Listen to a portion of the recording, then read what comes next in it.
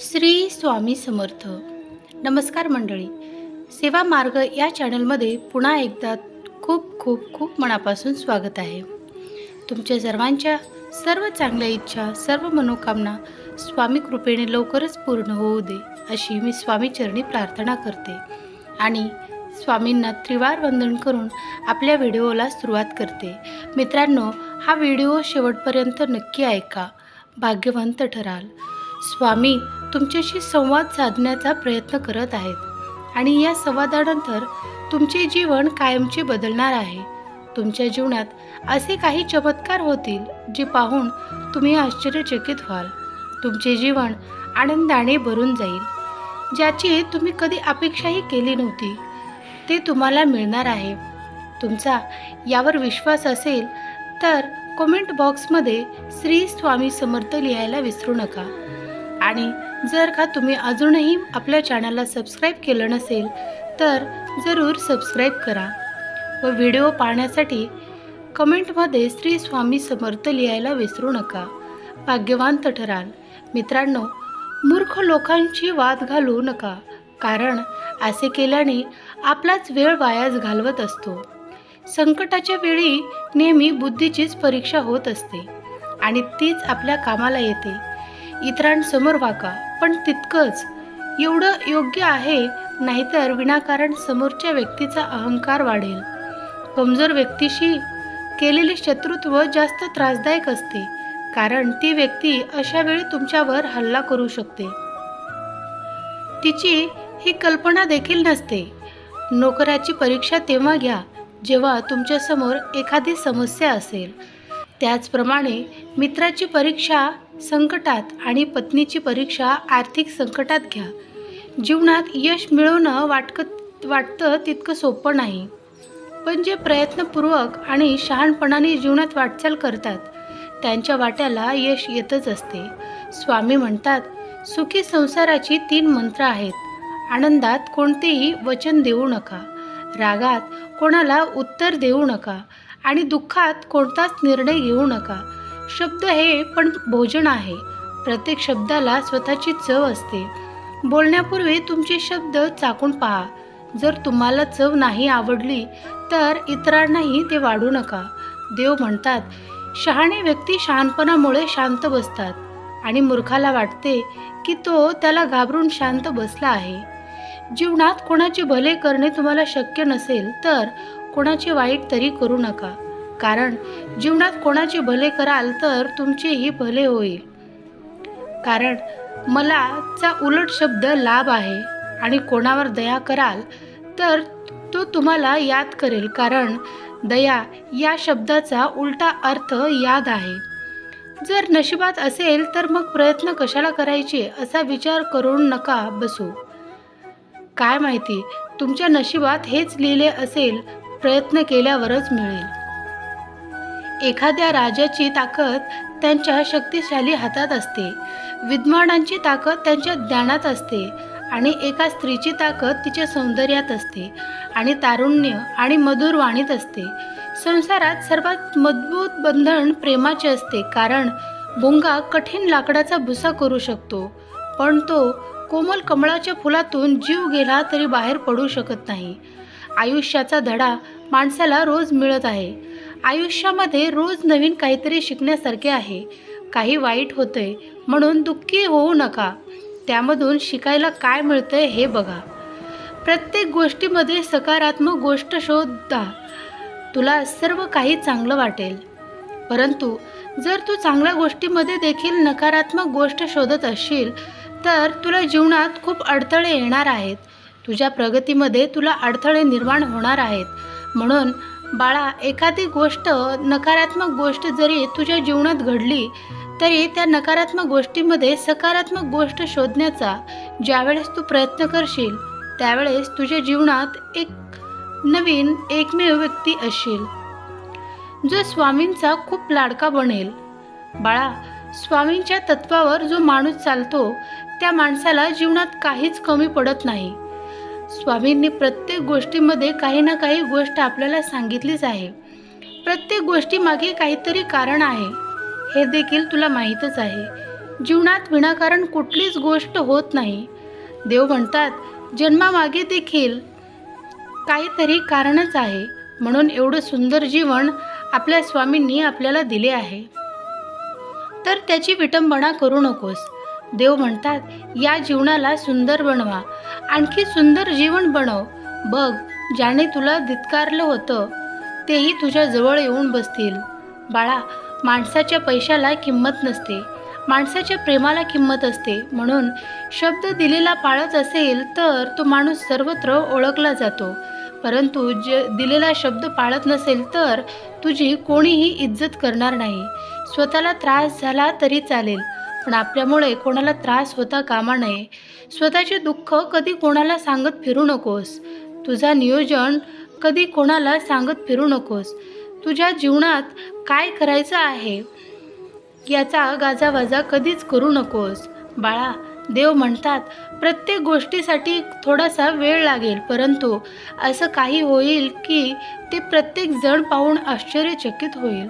आश्चर्याचे अनेक धक्के तुला बसणार आहेत. तू केलेले प्रयत्न आता फळास येणार आहेत. तू देवाकडे मागितलेली प्रत्येक गोष्ट आता तुला मिळणारच आहे. घाबरू नकोस, स्वामी सदैव तुझ्या पाठीशी आहेत. माणसाने माणसाप्रमाणे वागावे. कधीच कोणाला अपमानाची, खालच्या स्तराची वागणूक देऊ नये. सर्वजण समान आहेत. असंच वागून जर तू चालला तर स्वामींना हे देखील खूप आवडणार आहे. दगडातून मूर्ती बनवण्यासाठी दगडाला टाकेचे घाव सोसावे लागतात, तसेच आपल्यातील मानवी मूर्ती बनवण्यासाठी आपल्यालाही परिस्थितीचे घाव असावे लागतात. श्री स्वामी समर्थ तुमची खरी खरी श्रद्धा योग्य ठिकाणी असेल तर पाषाणातही देवत्व येते. खूप अडचणी आहेत जीवनात, परंतु त्यांना सामोरे जाण्याची शक्ती फक्त स्वामींमुळेच येते. गरिबाला केलेले दान आणि सद्गुरू स्वामींचे मुखात घेतलेले नाव कधीही वाया जात नाही. भिवू नकोस, मी तुझ्या पाठीशी आहे असे कारण सर्व सृष्टीशी अकारण आहे. जो लावी भक्तींची मुले मनाच्या भवयुक्तीसी असा अविनाशी स्वामी माझ्या जीवनाच्या बँकेत पुण्याचा बॅलन्स पुरेसा असेल तर सुखाचा चेक कधीच बाउन्स होणार नाही. स्वामी समर्थ देवाला हे कधीच सांगू नका की तुमच्या अडचणी किती मोठ्या आहेत. देवाला हे सांगू नका की तुमच्या अडचणी किती मोठ्या आहेत, तर अडचणींना हे सांगा की तुमचा देव किती मोठा आहे. ज्यावेळी तू जाशील काळ त्यावेळी तुझी सावलीही सोडेल. जा, तू घाबरू नकोस, स्वामीच पकडतील तुझा हात. ब्रह्मांड नायकावर जाणीव ठेवून शुद्ध मनाशी कार्य कर, ते व्यर्थ होत नाही. स्वामी समर्थ तुमचे माझ्या मनीचे भाव म्हणूनच ओठांवर असते. केवळ स्वामी समर्थांचे नाव, स्वामींची लीला अपरंपार आहे. फक्त मनापासून श्रद्धा आणि विश्वास ठेव. बंद केलेले नयन माझे चित्तरूप, तिन्ही स्वामी तिन्ही जगाचा मायबाप आहे. या जनाचा विश्वास ठेव. जिथे मर्यादा संपते तिथून स्वामी साथ देतात. मी तुझे आयुष्यात तुम्ही कितीही आनंदी आहात हे महत्त्वाचे नाही, तुमच्यामुळे किती जण आनंदी आहेत याला जास्त महत्त्व आहे. स्वामी समर्थ उगाच मी पळू दे, जवळ येऊन स्वामी शक्ती कळू दे असे म्हणत असतात. देव म्हणतात दुसऱ्याचं बरं झालेलं पाहण्याची ताकद आपल्या मनात असली पाहिजे. भिवू नकोस, उदास होऊ नकोस, मी आहे तुझ्या आसपास.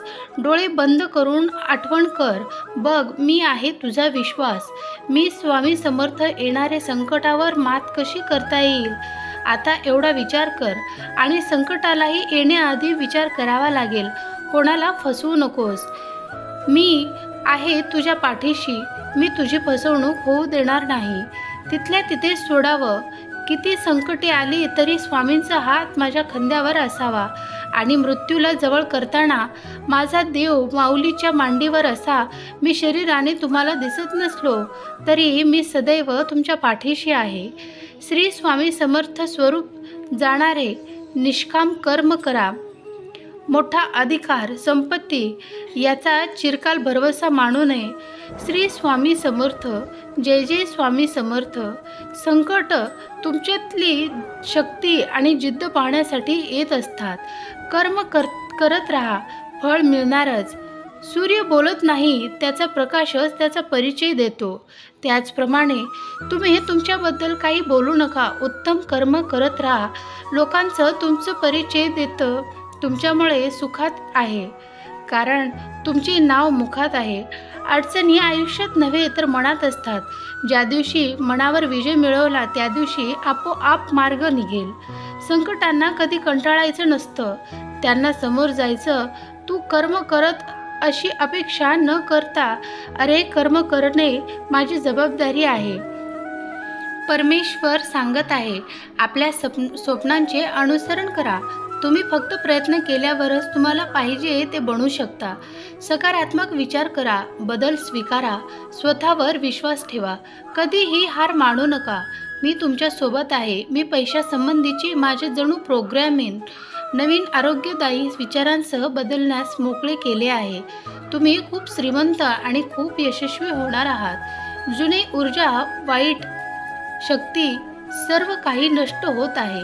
नवीन ऊर्जा प्रवेश करत आहे. छान गोष्टी येत आहे तुमच्या आयुष्यात. अशी वेळ येईल जेव्हा काही लोकांना त्यांनी तुम्हाला का चुकीचे वागवले याचा पश्चाताप होईल. माझ्यावर विश्वास ठेवा, ते नक्कीच होईल. तुमचे प्रेमळ जीवन आणि तुमचे आध्यात्मिक जीवन पुढील काही महिन्यात भरभराटीला येईल. तुम्ही आता पूर्णपणे सकारात्मक होणार आहात. मग तुम्हाला हवे तेच मिळेल. नामाला शरण जा. मी नामाहून वेगळा नाही, नामातच मला पहा. भिवू नकोस, मी तुझ्या पाठीशी आहे. श्री स्वामी समर्थ. जय जय स्वामी समर्थ. जसे पेराल तसे उगवेल असे म्हणतात, पण तुम्ही जसे वागाल तशी दुनिया तुमच्यासोबत वागेल. देव म्हणतात, काम असे करा की सगळ्यांनी तुमच्याकडे उच्च मान करून बघितले पाहिजे. उंच इमारतीवर कावळे बसले तरी त्याला गरुड म्हणता येणार नाही. त्याचप्रमाणे एखाद्या व्यक्तीचा आदर त्यांच्या गुणाद्वारे निश्चित केला जातो, त्यांच्या संपत्तीवर नाही. देव सांगतात, जंगलात सुरुवातीला सरळ झाडे तोडत नाहीत, कारण वाकड्या झाडांच्या तुलनेत सरळ झाडे तोडण्याचा जास्त प्रयत्न करावे लागत नाही. त्याचप्रमाणे चांगल्या व्यक्तीच्या माणसाच्या साध्या भोळेपणाचा फायदा सर्वजण घेतात. त्यामुळे या कलियुगात यश मिळवायचे असेल तर त्यासाठी थोडीशी हुशारी आवश्यक आहे. देव म्हणतात, जो माणूस सर्व काही मिळवण्याचा लोभी असतो त्याच्याकडील चांगली गोष्ट देखील तो गमावून बसतो. जो माणूस निश्चित म्हणजे योग्य गोष्ट सोडून अनिश्चित म्हणजेच अयोग्य गोष्टीचा आधार घेतो त्याच्याकडे चांगल्या गोष्टी देखील नष्ट होतात. म्हणूनच जेव्हा तुम्ही कोणताही निर्णय घ्याल तेव्हा योग्य अयोग्य याची खात्री करा. देव म्हणतात, माणसाला त्याच्या करताच पाणी आणि गुणांमुळे श्रेष्ठ मानले जाते. त्यांनी सांगितले की शिकलेला माणूस कदाचित गरीब असू शकतो, पण श्रीमंतामध्येही तो आदरणीय मानला जातो. पैसा, संपत्ती, पद यांनी माणूस मोठा होत नाही, आपल्या चांगल्या गुणांमुळे मोठा होतो. महालाचे शुक्रावर कावळा बसला तरी तो गरुड होत नाही, तो कावळाच राहतो. श्री स्वामी समर्थ. मित्रांनो, स्वामींचा हा शेवटपर्यंत संदेश ऐकल्याबद्दल खूप खूप धन्यवाद. आणि तुम्ही अजूनही माझ्या चॅनलला सबस्क्राईब केलं नसेल तर जरूर सबस्क्राईब करा आणि अशाच नवनवीन स्वामी संदेशासाठी आपल्या चॅनलला सबस्क्राईब करा. आणि ज्यांना कुणाला गरज आहे त्यांना हा व्हिडिओ नक्की शेअर करा. तुमच्या एका शेअरमुळे आपल्या स्वामी वर्गामध्ये वाढ होऊ शकते. त्याच्या जीवनातील अनेक अडचणींची उत्तरे त्यांना मिळू शकतात. तो अनेक अडचणीमधून फक्त स्वामींच्या मार्गाला लागून तो संकटातून मुक्त होऊ शकतो. हे सगळे होऊ शकते फक्त तुमच्या एका शेअरमुळे. त्यामुळे व्हिडिओ ज्यांना गरज आहे त्यांना नक्की शेअर करा, व्हिडिओला लाईक करा आणि कमेंट बॉक्समध्ये श्री स्वामी समर्थ नावाचा जयघोष करायला विसरू नका. श्री स्वामी समर्थ. जय जय स्वामी समर्थ. अवधूत चिंतन. श्री गुरुदेव दत्त.